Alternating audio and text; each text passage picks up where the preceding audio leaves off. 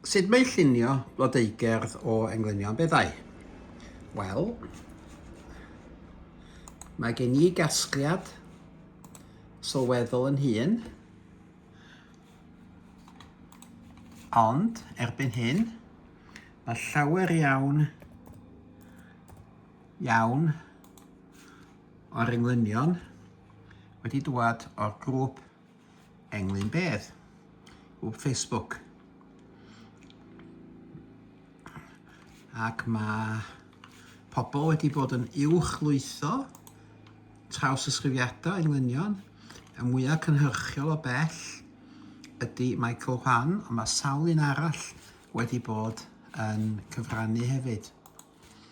Ond mae yna gryn dipyn o lyfrau wedi cyhoeddi hefyd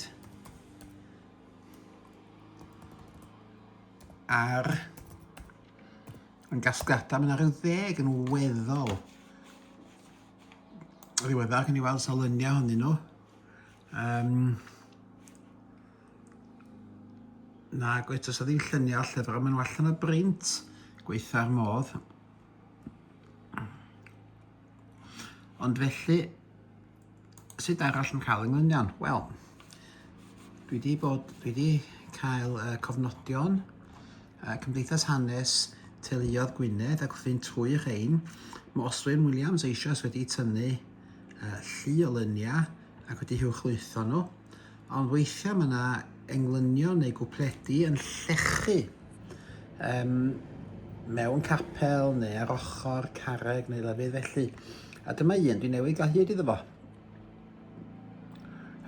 Thomas Owen yn y Llynges Fasnach wedi marw neu long yn Tilbury Dock yn Llundain. Dwi ddim wedi cael manylion hwn eto. A brifed Roland John Owen yn y gongol. Ac mae yna gwpled cywydd yma. Di'r trawsgrifiad ddim yn gywir.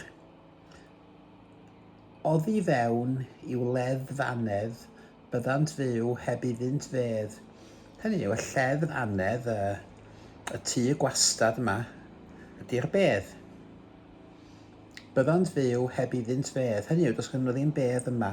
A dyma'n aml iawn ydy byrdwn englynion y cyfnod. Nid tristhau o hyd, ond tristhau nid os oedd y farwolaeth yn y ffaith bod na ddim corff yma. Rwan ta, be fyddai'n gwneud wedyn? Wel, dwi wedi bod yn trawsysgrifio hwn i englynion Beddau Môn. A dyma fo fan hyn. Ac yn gwneud y gwaith tagio'r enwa fel bod yr enwa yn ymddangos yn y rhestr yn y cefn. Ac wedyn dwi wedi uwchlwytho hwn hefyd i gopio fo i'r ail flodeugerdd o englynion Beddau da ni'n gweithio arno fo. A wedyn byddwn ni'n mynd ar drywydd yr englynion yma. Ac a ni weld, mae modd mynd at safle Comisiwn Beddau Rhyfel. Ac rwan ta, os o'n i ar ôl dwi wedi cael hyd i'r Roland John Owen ma. Tybed oedd yn frawd i'r llall. A mae enw o fan hyn yn Affen, Cofeb Affen. Ond nid dyna lle buodd o'i farw. Mae rhaid bod mi fuodd o farw yng Nghreta. Ac allwch chi wneud i mi bach ymchwil a chael manylion. Dyma'r dyddiad y bu Roland farw.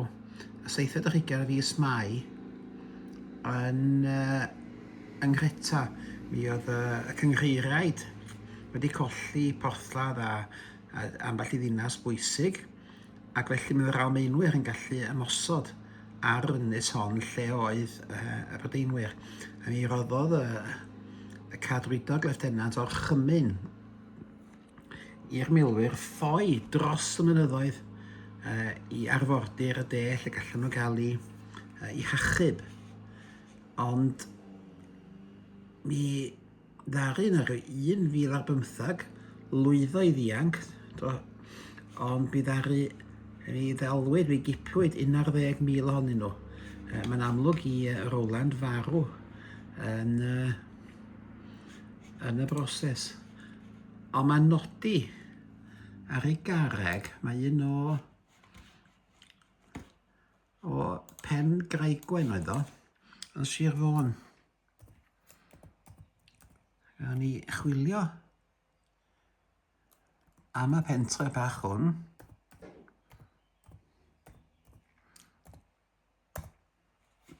Wps, dwi wedi sillafia'n iawn.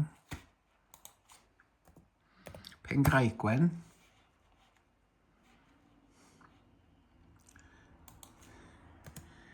Rhaid Anglesey mewn ynddo. A dyma ni. Pentre bach yn hyn. Ger Rhos y Bol. Ac mae yna lyniau o'r pentra fan hyn.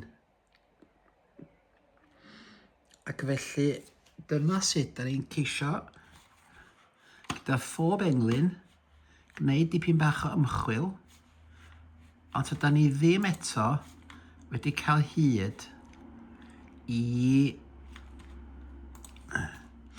i'r bardd yma lle mae e rwan. Wedi gollio, ond i symud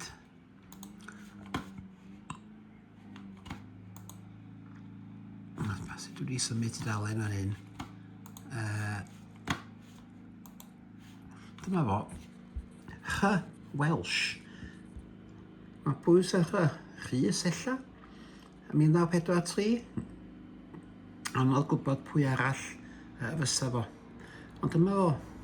Cofeb bach gynganeddol i filwr o Ogledd Wyrain Sir Fôn. A heb. A dyma ni rwan, da ni yn cofio amdano fo. Ddegawdau lawer wedyn. Yn bosib gan nhw blant yn dal yn fyw. Digon hen erbyn hyn. Ond dyna fo, sut i lunio bodeigerdd yn union bethau.